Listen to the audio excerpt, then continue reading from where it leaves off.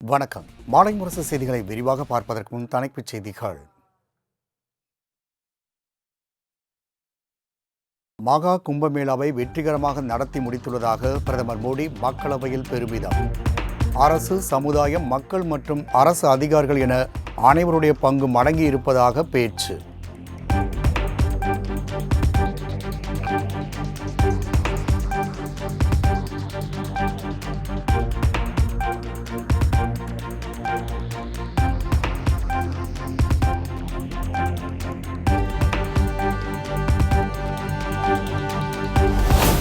கும்பமேளா உயிரிழப்புகள் குறித்து பிரதமர் மோடி விளக்கம் அளிக்க மக்களவையில் எதிர்க்கட்சிகள் முழக்கம். அவை விதி 372 கீழ் பிரதமர் உரையாற்றியதால் கேள்வி கேட்க அனுமதிக்க முடியாது என சபாநாயகர் கூறியதால் வெளிநடப்பு.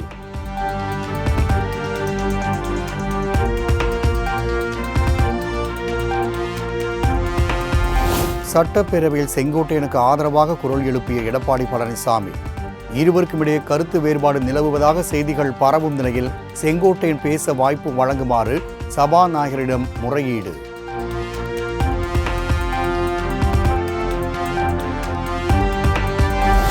தெர்மாக்கோல் என தன்னை ஓட்டுவதாக சட்டப்பேரவையில் அதிமுக முன்னாள் அமைச்சர் செல்லூர் ராஜு வேதனை. அமைச்சர் TRP ராஜா விமர்சனத்திற்கு அதிகாரிகள் சொல்லித்தானே செய்தோம் என பேச்சு.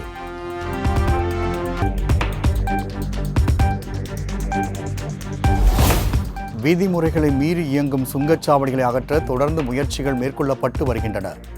கப்பலூர் சுங்கச்சாவடி அகற்றுவது தொடர்பான RB உதயகுமார் கேள்விக்கு அமைச்சர் ஏவா வேலு பதில். நம்முடைய மாண்புமிகு சட்டமன்ற உதயகுமார் கேட்ட கேள்விக்கு எனக்கு உடன்பாடு தான். இது சம்பந்தமாக தொடர்ந்து 2-3 கடிதங்களை மாண்புமிகு நிதின் கட்கரி அவரிடத்தில் நாங்கள் நேரடியாக கொடுத்திருக்கிறோம், வலியுறுத்தியிருக்கிறோம். வழக்கு போடுவது மட்டுமல்ல, அது நகரப்பகுதியில் இருக்கிற காரணத்தினால் நகரத்திலிருந்து அந்த வழியாக தான் போகணும்னு முடியும் போது தினமும் அதுக்கு டோல்கேட் அவர்களெலாம் கட்ட முடியாது. ஆனால் உள்ளூர் என்கிற காரணத்தினால் அவர்களுக்காக பாசாது நீங்கள் வழங்கிவிட வேண்டும் என்று அதையும் நாங்கள் வலியுறுத்தியிருக்கிறோம். தொடர்ந்து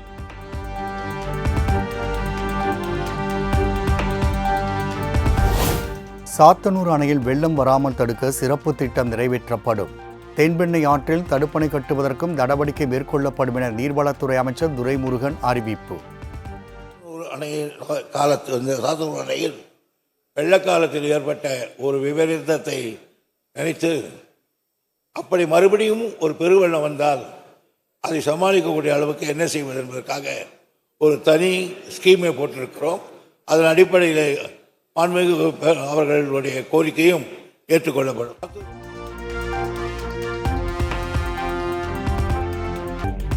தாமிரபரணி ஆற்றில் தடுப்பணை கட்டும் திட்டத்திற்கு முன்னுரிமை அளிக்கப்படும். பாஜக சட்டமன்ற தலைவர் நைனா நாகேந்திரன் கேள்விக்கு நீர்வளத்துறை அமைச்சர் துரைமுருகன் பதில். அதையும் தாண்டி பெருமழை வருகிற பொழுது இந்த முறை சீரடைந்து இருக்கிறது. நானும் சென்று பார்த்திருக்கிறேன். ஆகவே மாண்புமிகு உறுப்பினர்கள் சொன்னதும் மிக அத்தியாவசியமாக முன்னுரிமை கொடுத்து செய்யப்பட வேண்டும் என்பது.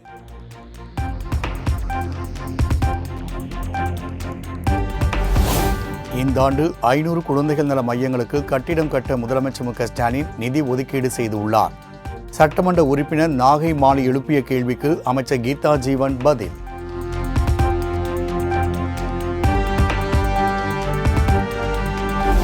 தெலங்கானாவில் சாதிவாரி கணக்கெடுப்பின்படி பிற்படுத்தப்பட்ட வகுப்பினருக்கான இடஒதுக்கீடு உயர்த்தப்பட்டுள்ளதற்கு ராமதாஸ் வரவேற்பு.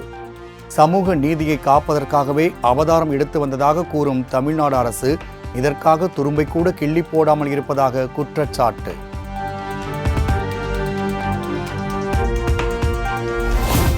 புதுச்சேரியில் வணிக நிறுவனங்களில் தமிழின் பெயர் பலகை கட்டாயம் என முதலமைச்சர் ரங்கசாமி உத்தரவு. கடைகளிலும் தமிழின் பெயர் பலகை கட்டாயம் வைக்க வேண்டும் என ஆணை.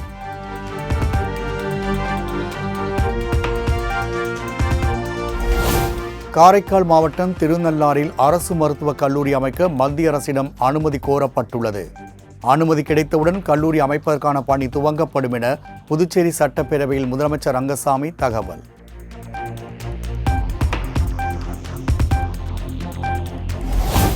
தேமுதிக பொதுச் செயலாளர் பிரேமலதாவுக்கு அதிமுக பொதுச் செயலாளர் எடப்பாடி பழனிசாமி பிறந்தநாள் வாழ்த்து. மக்கள் நலனுக்காக மேற்கொள்ளும் முயற்சிகள் சிறக்கட்டும் என எக்ஸ் தளத்தில் பதிவு.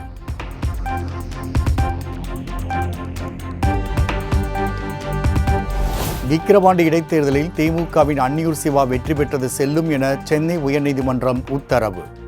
தேசிய மக்கள் சக்தி கட்சி சார்பில் தொடர்ந்த தேர்தல் வழக்கு தள்ளுபடி.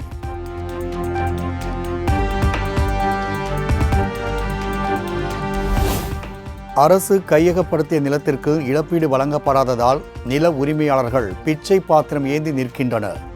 இழப்பீடு வழங்குவதில் தாமதம் ஏற்படுவது தொடர்பாக சென்னை உயர்நீதிமன்றம் வேதனை.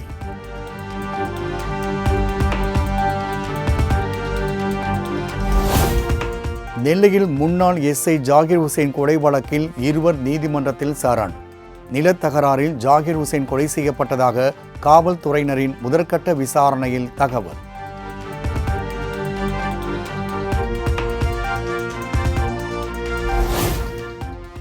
நெல்லையில் கொலையாவதற்கு முன் முன்னாள் எஸ்ஐ ஜாகிர் ஹுசைன் பேசிய வீடியோ வெளியீடு.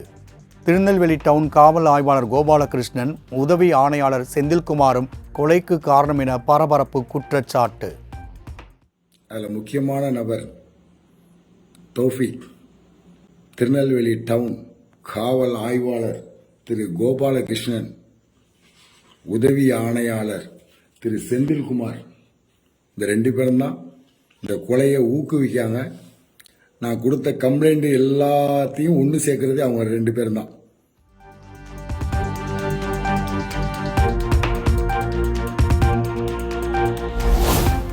சிவகாசி மாமன்ற கூட்டத்தில் தேசிய கீதத்தை மேயர் அவமதித்ததாக பாஜக உறுப்பினர் குமரி பாஸ்கரன் பதாக ஏந்தி புகார்.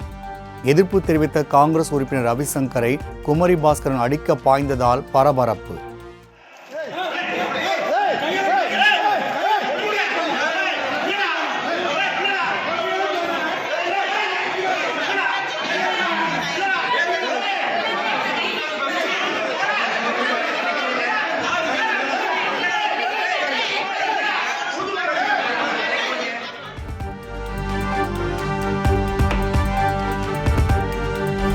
சென்னை கோட்டூர்புரத்தில் ரவுடிகள் 2 நேற்று முன்தினம் இரவு வெட்டி படுகொலை செய்யப்பட்ட சம்பவம்.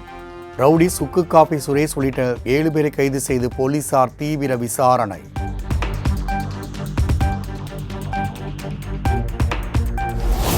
நெல்லை கொக்கிரகுளம் பகுதியில் மின்சாரம் பாய்ந்து 2 உயிரிழப்பு.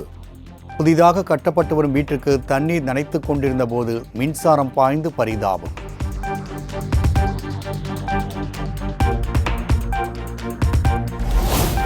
சென்னையில் பொது இடங்களில் அழைத்துச் செல்லப்படும் வளர்ப்பு நாய்களுக்கு வாய்மூடி கட்டாயம். வளர்ப்பு நாய்களுக்கு வாய்மூடி அணிக்காவிட்டால் 1000 ரூபாய் அபராதம் விதிக்க மாநகராட்சி முடிவு.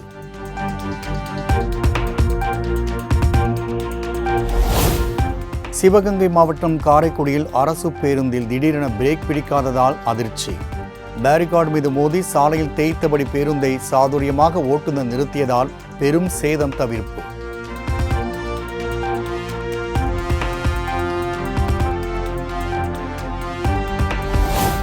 மதுரை வில்லாபுரம் ஹவுசிங் போர்டு பகுதியில் வாகனங்களை அடித்து நொறுக்கி போதை ஆசாமிகள் அட்டூழியம்.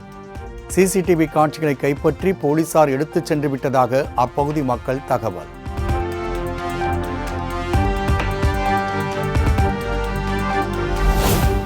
சென்னை விமான நிலையத்தில் போதிய பயணிகள் இல்லாமலும் நிர்வாக காரணங்களினாலும் இன்று 4 விமானங்கள் ரத்து.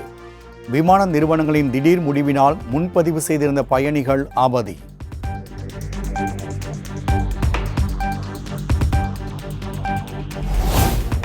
கோவை அவிநாசி சாலை உள்ள தனியார் பள்ளி நடப்பாண்டுடன் மூடப்படுவதாக அறிவிக்கப்பட்டதால் அதிர்ச்சி. பள்ளி நிர்வாகத்தை கண்டித்து மாணவர்கள், பெற்றோர் சாலை மறியல்.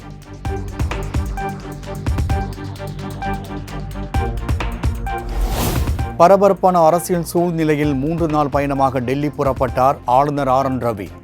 உள்துறை அமைச்சர் அமித்ஷாவை சந்தித்து தமிழ்நாட்டின் முக்கிய பிரச்சனைகள் குறித்து விவாதிக்க உள்ளதாக தகவல்.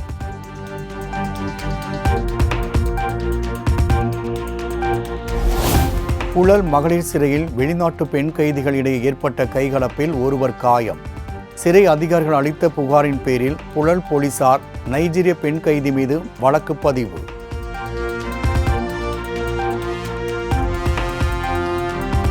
தென்காசி கோட்டாட்சியர் அலுவலகத்தில் மறைந்த முன்னாள் முதலமைச்சர் ஜெயலலிதாவின் படம் குப்பையில் போடப்பட்டதால் சர்ச்சை. அதிமுகவினர் திரளத் தொடங்கிய நிலையில் துறை அதிகாரியின் கையால் படத்தை எடுக்க வைத்து சமரசம் செய்த போலீசார்.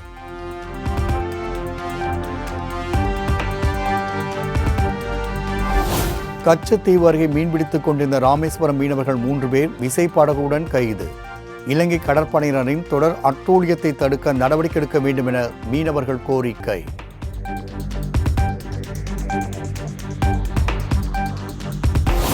சர்வதேச விண்வெளி மையத்திலிருந்து பிரிந்தது டிராகன் விண்கலம். சுனிதா வில்லியம்ஸ், புட்ச் வில்மோருடன் டிராகன் விண்கலம் சர்வதேச விண்வெளி மையத்திலிருந்து பூமிக்கு புறப்பட்டது.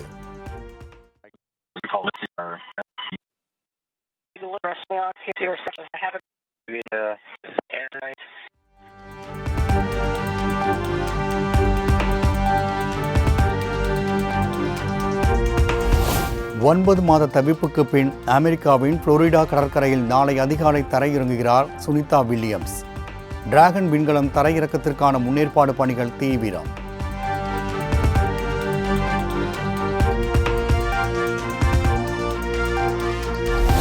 மராட்டிய மாநிலம் நாக்பூரில் வன்முறை காரணமாக 144 தடை உத்தரவு பிறப்பிப்பு.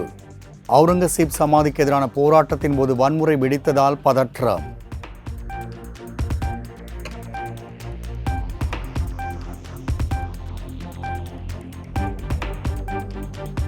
ரயில்வே வேலை மோசடி தொடர்பான வழக்கில் லாலு பிரசாத் யாதவுக்கு அமலாக்கத்துறை சம்மன். பாட்னாவில் உள்ள அலுவலகத்தில் லாலு மற்றும் அவரது குடும்பத்தினர் நாளை விசாரணைக்கு ஆஜராக உத்தரவு.